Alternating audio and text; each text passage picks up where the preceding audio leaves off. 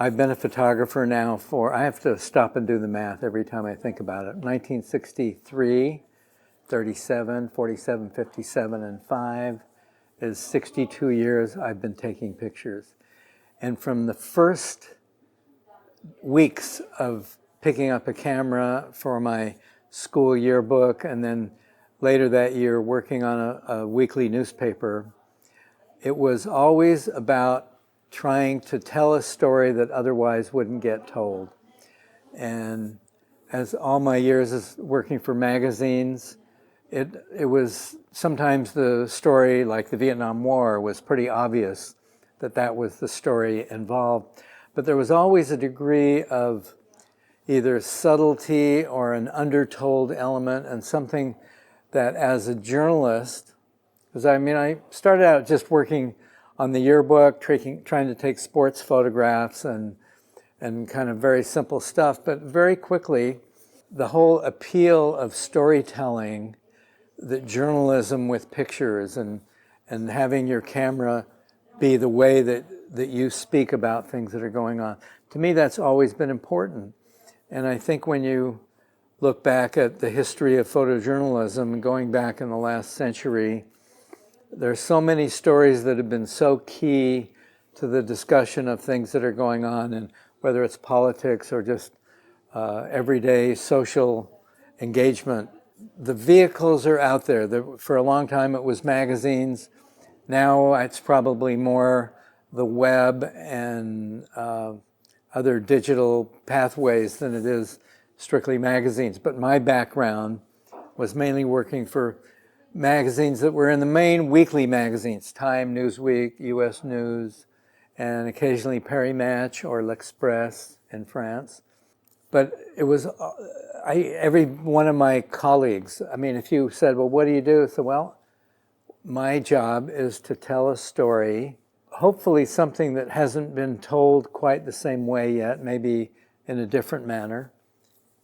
But the idea that you're able to, through your photographs and the experience that you go through to take the pictures, come back with something which can illuminate a little bit of life, that's always been the appeal to me.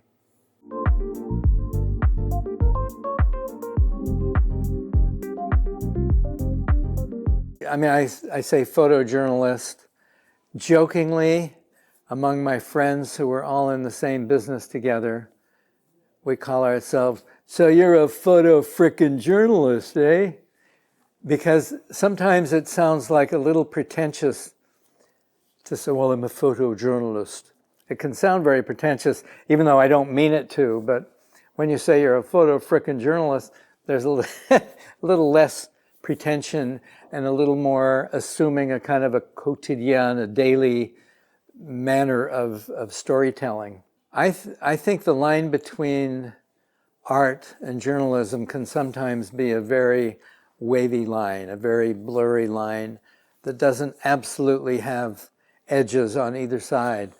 Because for me, I see work that maybe a little bit of my own work, but really I see the work of my colleagues, and the ones that are really talented are able to bring a very artistic, and almost without trying, it's just their way of expressing something turns out to be incredibly beautiful or compelling, or it's just visually striking, and once you've kind of got, the whole point is that at some point you want to grab onto your viewer and you want to hold on to them long enough that they can look at that picture, and maybe it's only a couple of seconds. I used to enjoy going to a newsstand on a Monday when Time magazine would publish either a couple of pictures of mine or a big one big one, sometimes over a page and a half, like really. And I would just watch people who came to the newsstand and would pick up a magazine. They're just without any understanding that the guy next to him was the one whose picture they were looking at, just to try and gauge a little bit how the public sees the work that we do. And sometimes it would be surprising in a good way, and sometimes it would be a little disappointing. And you'd kind of want to reach over there and say, You went by that picture way too quickly. You know, go back and look at that picture again. But I think when you have really talented photographers at work, and the mission, as we said before, the mission is really trying to tell a story that viewer probably hasn't seen yet, or in that particular way yet. You're going to end up with some really beautiful and sometimes very striking and haunting and difficult pictures. Not everything is going to be beautiful and easy to look at. So the really tough stories, and even more importantly, the tough stories are the ones that need to be given even more credence and more space, I think, because those are the ones that those are the stories that really require an understanding and a little sense of background of what's going on. And sometimes it needs to be done in a way that your viewer, that your reader is opening up themselves to accept something that might be kind of tough to look at, but which you feel is an important story to tell.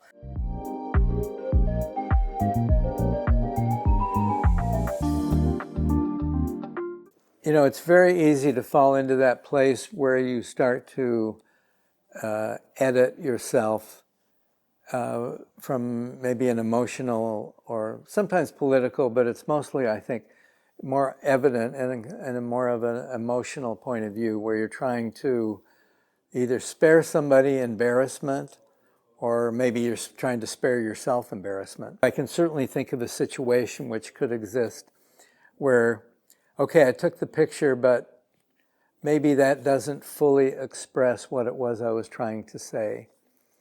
And that's the thing, it's very easy to get misinterpreted, and if you're lucky, and none of us are that lucky that we never have this issue, but what I like most is feeling comfortable with what I've shot, and that I haven't really, how to put it, I haven't been playing it in an underhanded way. I mean, that said, there are times when, yeah, you have to sneak in to get a picture, or you're trying to get around what the authorities don't want you to see.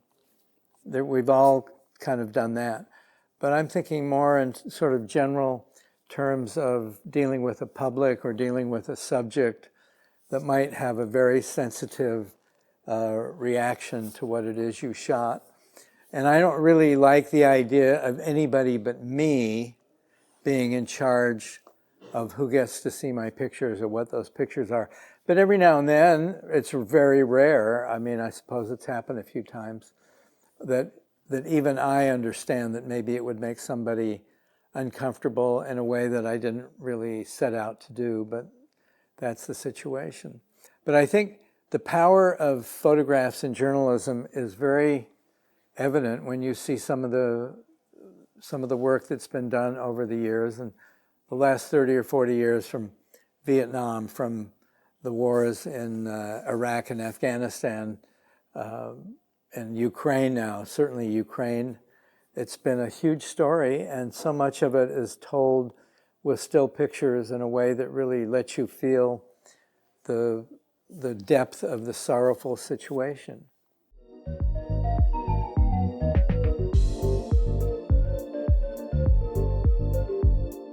I don't think I ever go out and try and, I mean, there might be a case where there's somebody who I feel is like a real threat to society, or a war criminal, or some terrible person.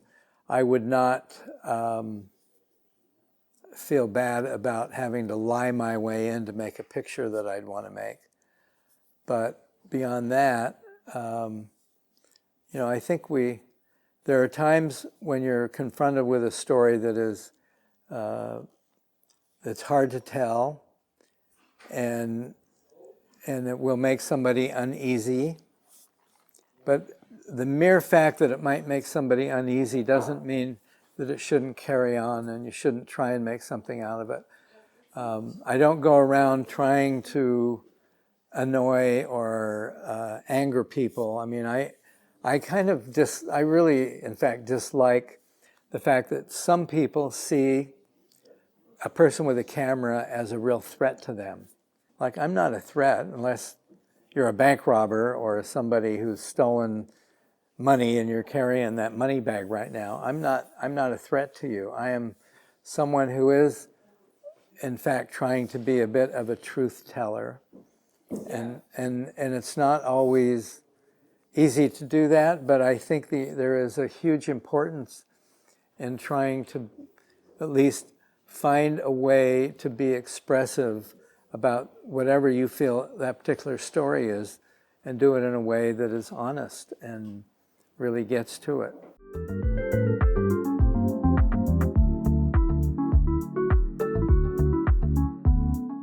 I think I'm at least as good a reactive photographer. I'm still seeing things. I don't feel like I miss much, although there are times when I get really angry with myself that I don't just take the obvious picture, which at a later hour or date might become very important to have. One of my most interesting pictures from Vietnam was an American soldier and his Vietnamese girlfriend walking along in this fire base that we were spending time at, and I'd seen this guy for several days. We were all very chummy, and he came walking by with his girlfriend, and the girlfriend's got her little purse and a grenade launcher. And like he just had too much to carry, so she helped to carry the grenade launcher. And I'm kind of sitting there looking at him, and finally my writer says, why don't you take a picture of him? And I'm like, wow, that's a really good idea. I'm surprised at how sometimes I completely miss seeing something that is so obvious. And tying in with that a little bit, I think there are times when I'm a little too believing of what I hear people in power, whether they be politicians. It's like, oh, well, so-and-so said they're going to do this and that about the tax cuts or something. And I'm thinking, yeah, that sounds reasonable. But of course, they have no intention of really doing it. But I probably too often I give them the benefit of the doubt by going with it, rather than, my friends would say, oh, it's never going to happen. He'll never do that, or she'll never do that. So it's a tough one. I mean, I'd like to feel that everything I do has a certain badge of truth attached to it, but I'm sure there are times when I'm walking around clueless, and I don't know what I'm doing, and I'm probably the last one to know it. So I think everybody goes through that. I mean, you can't know everything. If you could, you probably wouldn't be a photographer.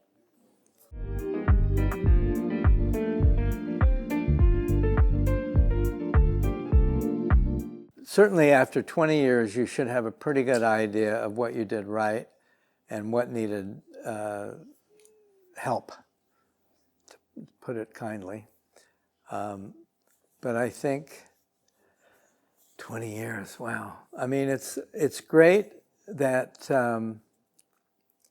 that there is this mobilization for a lot of photographers in Latvia to work on this upcoming project, and it'd be fun to come back and just be one of those people that happened to be here and took part.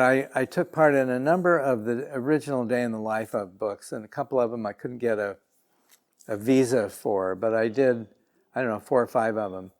And they were always fun because when you're with other photographers who were pretty much, generally speaking, we're a sharing, generous group.